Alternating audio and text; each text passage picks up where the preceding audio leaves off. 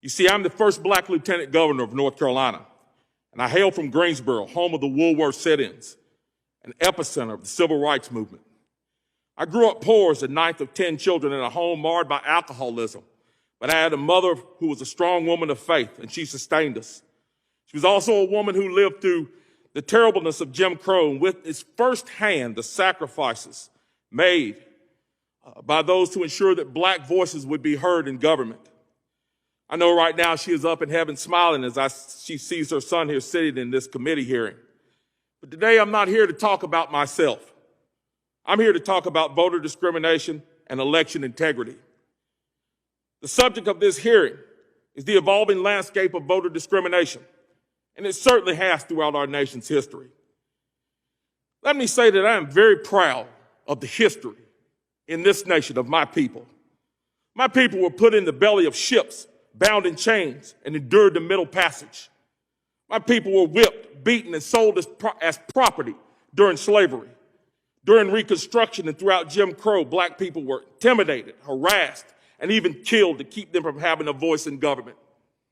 Symbols like chains, nooses, and burnt crosses are not just symbols of death, they are symbols of forced and coerced silence. The sacrifices of our ancestors, so I could have the opportunity to become the first black lieutenant governor of my state, to see a black man sit in the White House for 2 terms, and for millions of us to be leaders in business, athletics, government, and culture, add up to an incredible story of victory. But today, we hear Georgia law being compared to Jim Crow. The black voices are being silenced, and the black voices are being kept out. How? By bullets? By bombs? By nooses? No, by requiring a free ID to secure the vote. Let me say that again, by requiring a free ID to secure the vote. How absolutely preposterous. Am I to believe that black Americans who have overcome the atrocities of slavery, who were victorious in the civil rights movement, and now sit in the highest levels of this government cannot figure out how to get a free ID to secure their votes? That they need to be coddled by politicians because they don't think we can figure out how to make our voices heard? Are you kidding me? The notion that black people must be protected from a free ID to secure their votes is not just insane, it is insulting. Just a few days ago, and let me tell you something about this. This doesn't have anything to do with justice. This has everything to do with power. Just a few days ago, the vice president went to the very place that I mentioned, the Woolworth counter in Greensboro. But you know who wasn't there? You know who wasn't invited? My good friend Clarence Henderson, who is a civil rights icon. He sat at that counter and endured the suffering and pain to make sure that black voices were heard. And why was he left out?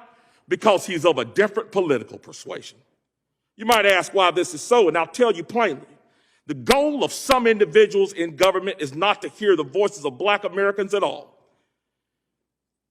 It's to hear the voices that fit their narratives and ultimately help keep power with one group. And that's what this is all about. It's about power.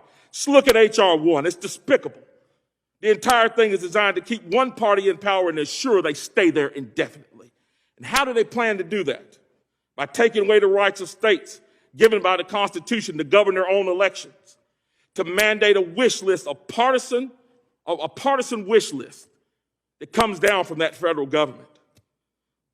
Some of these items include using government dollars to fund campaigns in order to give an advantage to one party, mandating that felons are allowed to vote, including illegal immigrants on voter rolls, and of course, trying to ban states from having voter ID. The last thing I'll say is this. Many people know that I'm a strong proponent of the Second Amendment, and I always will be. I believe that the right to keep and bear arms should always be available to law-abiding citizens. But the first line of defense in maintaining the integrity of the Second Amendment is having an ID to show and requiring that ID when you purchase that firearm. In the same way, I believe that voter ID is our first line of defense for protecting the integrity of the right to vote. And that's what this should be about. It should be about integrity, not power. Thank you.